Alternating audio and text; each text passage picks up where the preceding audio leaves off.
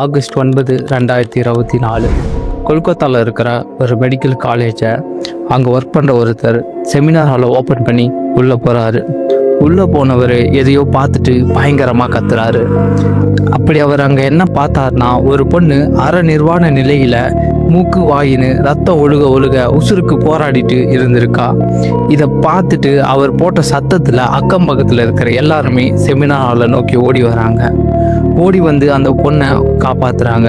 Luckily அது ஒரு medical காலேஜ்ன்றதுனால அங்கே நிறைய டாக்டர்ஸ் இருக்காங்க. நிறைய டாக்டர்ஸ் இருந்தும் அந்த பொண்ணை காப்பாற்ற முடியலை. அந்த பொண்ணு அந்த இடத்துலயே இறந்து போகிறான். அந்த பொண்ணு இறந்து போன ஒரு சில மணி நேரங்களிலேயே அந்த பொண்ணோட அப்பா அம்மாவுக்கு அந்த காலேஜோட வைஸ் பிரின்சிபல் சந்தீப் கோஷ் கால் பண்ணி உங்கள் பொண்ணு சூசைட் பண்ணதா சொல்கிறாங்க. இதை கேட்ட அவங்க அம்மா அப்பாவுக்கு பயங்கரமான ஷாக். ஏன்னா அந்த பொண்ணு சாகிறதுக்கு ஒரு சில மணி நேரங்கள் முன்னாடி தான் அவங்க அம்மா அப்பாவுக்கு கால் பண்ணி நல்லபடியாக பேசியிருப்பா. நல்லபடியாக சிரித்து பேசுகிற பொண்ணு உடனடியாக சூசைட் பண்ணுறதுக்கான காரணம் என்ன? அந்த பொண்ணு சூசைட் பண்ணுறதா இருந்தால் எதுக்காக செமினார் ஹாலுக்கு போகணும், எதுக்காக அரை நிர்வாணமாக இருக்கணும் அப்படின்னு சொல்லி பல்வேறுபட்ட சந்தேகங்கள் இந்த கேஸில் வருது. உண்மையிலேயே நடந்தது என்னன்னு பார்க்கலாம். வாங்க வீடியோக்குள்ளே போகலாம். நான் உங்கள் எஸ்ஜே. இன்னைக்கு நம்ம பார்க்க போகிற case RG Kar college case. August 8, 2024 RG Kar medical காலேஜில் நைட் 9 மணிக்கு டாக்டர்ஸ் ரவுண்ட்ஸில் இருக்காங்க. அதில் ஒரு டாக்டர் தான் டாக்டர் நிர்பயா. டாக்டர் நிர்பயா எப்பயும் போல் ரவுண்ட்ஸில் இருக்காங்க. அப்போது அவங்க அம்மா அப்பா கிட்ட கால் பண்ணி நல்லபடியாக சிரித்து பேசிகிட்டு இருக்காங்க. சிரித்து பேசி முடிச்சுட்டு அடுத்து சாப்பிட்றதுக்காக கேண்டீன் பக்கம் போகிறாங்க. அவங்க கூட ஒர்க் பண்ணுற ஒர்க்கர்ஸ் கூட உட்காந்து நல்லபடியாக சாப்பிட்ட நிர்பயா அப்படியே கொஞ்ச நேரம் அங்கேயே பேசிகிட்டு இருக்காங்க. பேச டைம் 3 ஆகுது. 3 ஆன உடனே நிர்பயாவுக்கு டயர்டாக ஃபீல் ஆகுது. அதனால கொஞ்ச நேரம் ரெஸ்ட் எடுக்கலாம்னு சொல்லி எப்பயும் போல் செமினார் ஹால் பக்கம் போய் ரெஸ்ட் எடுக்க போகிறாங்க. அப்படி செமினார் ஹாலுக்கு 3 மணிக்கு ரெஸ்ட் எடுக்க போன நிர்பயா காலையில் 7 மணிக்கு இந்த மாதிரி நிலைமையில் கண்டெடுக்கப்பட்டாங்க. நிர்பயாவோட மரணத்தில் ஸ்டூடெண்ட்ஸ்க்கு சந்தேகம் ஏற்படுது. அதனால ஸ்டூடெண்ட்ஸ்லாம் ரோட்டில் இறங்கி போராட்டம் பண்ண ஆரம்பிக்கிறாங்க. போராட்டம் தீவிரமாகி கேஸ் கோர்ட்டுக்கு போகுது. கோர்ட் இதை சிபிஐயை விசாரிக்க சொல்கிறாங்க. சிபிஐ உடனடியாக அந்த கேஸை விசாரிக்க ஆரம்பிக்கிறாங்க. சம்பவம் நடந்த இடத்துக்கு போய் சிபிஐ பார்க்கும்போது அந்த இடம் ஃபுல்லாக ரத்த கரைகளாலையும் பொருட்கள் கலைஞ்சும் காணப்படுது. கூடவே அந்த இடத்துல ஒரு ப்ளூடூத் நெக் பேண்ட் கிடைக்குது. சிபிஐ அங்கே இருக்கிற சிசிடிவியை செக் பண்ண ஆரம்பிக்கிறாங்க. அன்ஃபார்ச்சுனேட்லி செமினார் ஹாலில் எந்த ஒரு சிசிடிவி கேமராவும் இல்லை. அதனால போகிற வழியில் இருக்கிற சிசிடிவி கேமராஸை செக் பண்ணுறாங்க. முக்கியமாக செமினார் ஹாலுக்கு எந்த வழியில் போக முடியுமோ அந்த வழியில் இருக்கிற எல்லா கேமராஸையும் செக் பண்ணுறாங்க. அதில் ஒரு 6 பேர் மேலே சந்தேகம் வருது. அந்த 6 பேரையும் ஒரு ரூமில் கூப்பிட்டு உட்கார வச்சு விசாரணை பண்ணுறாங்க. அப்போது எல்லாரோட மொபைலையும் கலெக்ட் பண்ணி அதில் ப்ளூடூத்தை ஆன் பண்ணுறாங்க. அந்த சம்பவ இடத்துல கிடைச்ச ப்ளூடூத்தையும் கூடவே ஆன் பண்ணுறாங்க. அப்போது ஒரு மொபைலில் ப்ளூடூத் கனெக்ட் ஆகுது. அந்த ப்ளூடூத் கனெக்ட் ஆன மொபைல் யாரோடதுன்னு பார்த்தா அங்கே ரொம்ப நாளாக காடாக ஒர்க் பண்ணிட்டு இருந்த சஞ்சய் ராயோடையது.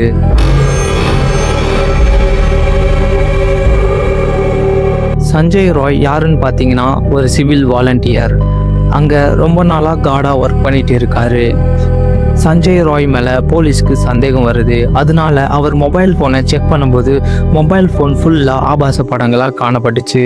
இதுலேயே அவர் மேலே இன்னும் சந்தேகம் ஸ்ட்ராங் ஆகுது.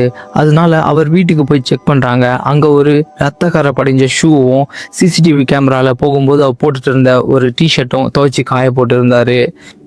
சந்தேகம் ஸ்ட்ராங் ஆகி போலீஸ் இவரை கஸ்டடியில் எடுத்து விசாரிக்க ஆரம்பிக்கிறாங்க. இந்த விசாரணை போயிட்டு இருக்கும்போது தான் நிர்பயாவோட போஸ்ட்மார்ட்டம் ரிசல்ட்ஸ் வருது. அது பார்த்ததும் இன்னும் பயங்கரமான ஷாக். ஏன்னா நிர்பயாவை யாரோ டார்ச்சர் பண்ணி ரேப் பண்ணியிருக்கிறது அதில் தெரிய வந்திருக்கு. ஏன்னா நிர்பயாவோட கழுத்து எலும்புகள் உடைஞ்சும் உடம்பு ஃபுல்லாக நகை காயங்களும் மூக்கு வாயின்னு சொல்லி யாரோ டார்ச்சர் பண்ணி நிர்பயாவை ரேப் பண்ணியிருக்காங்க. போஸ்ட்மார்ட்டம் ரிப்போர்ட்டில் தெளிவாக நிறைய டீட்டெயில்ஸ் இருக்குது. உண்மையிலேயே அங்கே என்ன நடந்துச்சு பார்க்கலாம். ஆகஸ்ட் 8, 2024 ஆர்ஜிகர் மெடிக்கல் காலேஜில் அவரும் அவருடைய ஃப்ரெண்டும் பேக் சைடு காம்பவுண்டில் உட்காந்து நல்லா குடிக்கிறாங்க.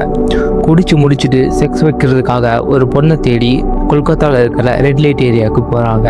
அங்கே போன 2 பேருமே அவரோட ஃப்ரெண்டு மட்டும் ஒரு ப்ராஸ்டியூட்டோட இறக்கி விட்டுட்டு இவர் திரும்பி அந்த ஹாஸ்பிட்டலுக்கே வராரு.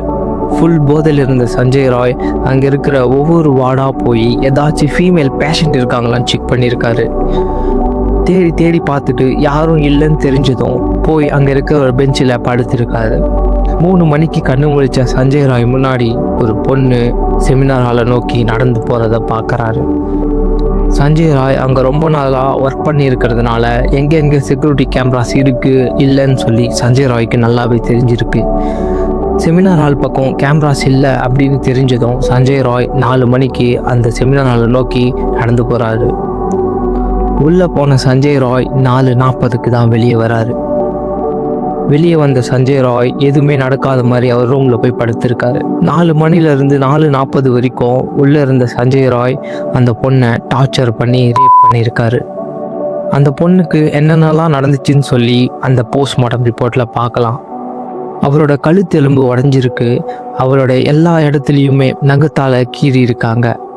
கொடுமையான மரணத்தை தந்த சஞ்சய் ராய் போலீஸ் கஸ்டடியில் எடுத்து விசாரிச்சுட்டு இருக்காங்க. நிர்பயாவோட ஃபேமிலி ஒரு மிடில் கிளாஸ் ஃபேமிலி. ஸ்கூல் யூனிஃபார்மை விற்று வர வருமானத்தில் தான் அவங்க அப்பா குடும்பத்தை ஓட்டியிருக்காரு. நிர்பயா டாக்டருக்கு படிச்சிருக்காங்க. அவங்க அப்பாவுக்கு அப்புறம் நிர்பயா தான் அவங்க குடும்பத்தை பார்த்துக்க போகிறதா இருந்துச்சு. ஏன்னா அவங்க ஆல்மோஸ்ட் ஒரு டாக்டராக இருந்தாங்க. இப்பேற்பட்ட கனவுகளோடு இருந்த நிர்பயா இப்போ இந்த உலகத்தில் இல்லை. இந்த கேஸ் நடந்து 2 வருஷம் ஆயிடுச்சு. ஆனால் இது வரைக்கும் சஞ்சய் ராய்க்கு எந்த தண்டனையும் கொடுக்கல. இன்னமும் போலீஸ் கஸ்டடியில் தான் இருக்காரு. நிர்பயாவுக்கு இன்னமும் நீதி கிடைக்கல. தண்டனைகள் கடுமையாகும் வரை இது போன்ற நிகழ்வுகள் தொடர்ந்து கொண்டே இருக்கும்.